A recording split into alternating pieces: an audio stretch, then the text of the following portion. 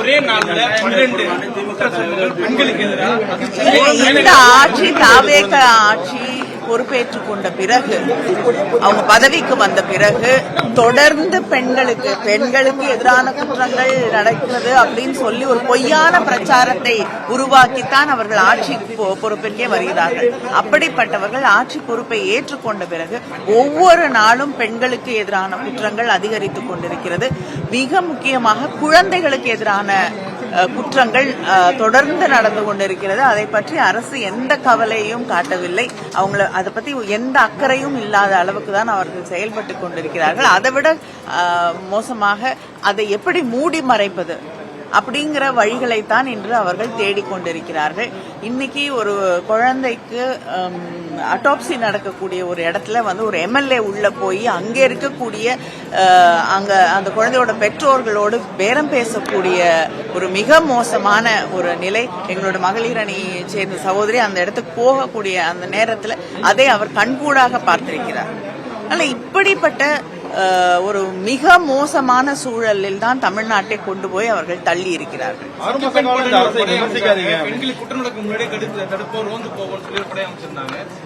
இல்லைங்க,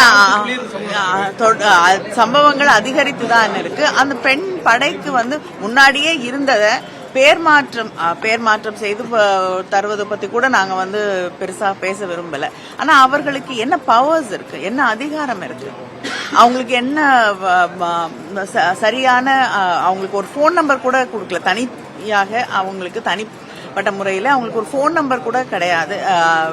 ஏதோ ஒரு குற்றம் நடக்குது இல்லைன்னா ஒரு பிரச்சனை இருக்குன்னா அவங்க தொடர்பு கொண்டு அந்த பெட்ரோலிங் அந்த பகுதியில் இருக்க ஏதாவது ஒரு குற்றம் நடந்து கொண்டிருந்தால் அவங்களை காப்பாற்றுறதுக்கான வகை கூட கிடையாது. இப்படி இருக்கக்கூடிய ஒரு சூழல்ல ஒவ்வொரு நாளும் குழந்தைகளுக்கு எதிரான குற்றங்கள் அதிகரித்துக் கொண்டே வரக்கூடிய ஒரு சூழல்ல முதலமைச்சர் இதுவரைக்கும் வாய் திறந்து ஒரு வார்த்தை கூட இதை பத்தி பேசுறதுக்கு அவர் தயாராக இல்லை. அப்படின்னும் போது அவங்களுக்கு இது மக்கள் மீது, பெண்கள் மீது, குழந்தைகள் மீது, மக்களுடைய பாதுகாப்பு மீது எந்த அக்கறையும் இல்லை. ஏன்னா முதலமைச்சருக்கு நேரடியாக கீழே இருக்கக்கூடிய காவல்துறையை பற்றி அவர் கவலைப்படுவதாகவே இல்லை.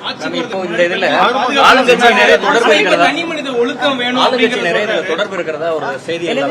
இந்த மாதிரி பாலியல் குற்றங்கள்ல ஆளுங்கட்சியினருக்கும் தொடர்பு இருக்கு. நிறைய சம்பவங்கள்ல ஆளுங்கட்சியினரே ஈடுபட்டு இருப்பதாக தெளிவாக தெரிகிறது. அது மட்டும் இல்லாம தனிநபர் ஒழுக்கம் அப்புறம் ரொம்ப வசதியாக போதை அப்படிங்கறதெல்லாம் சொல்றாங்க. இவங்க அவங்களுடைய கடமையிலிருந்து தவறுகிறார்கள். அது மட்டும் இல்லாம அவர் பல நேரங்கள்ல பெண்களுடைய உடை தான் அவங்களுக்கு எதிராக நடக்கக்கூடிய குற்றங்கள்லாம் திரைப்படங்கள்ல அவர் பேசிட்டு தான் இந்த இடத்துக்கு வந்திருக்காரு. அதனால ஒருவேளை பெண்கள் மீதே இந்த குற்றங்களை அவர்கள் திருப்புகிறார்களான்னு தெரியல. பிளே ஸ்டோர் மற்றும் ஆப் ஸ்டோரில் இருந்து பாலிமர் செயலியை QR கோடு மூலம் பதிவிறக்கம் செய்யுங்கள். செய்திகளை உடனுக்குடன் பெறுங்கள்.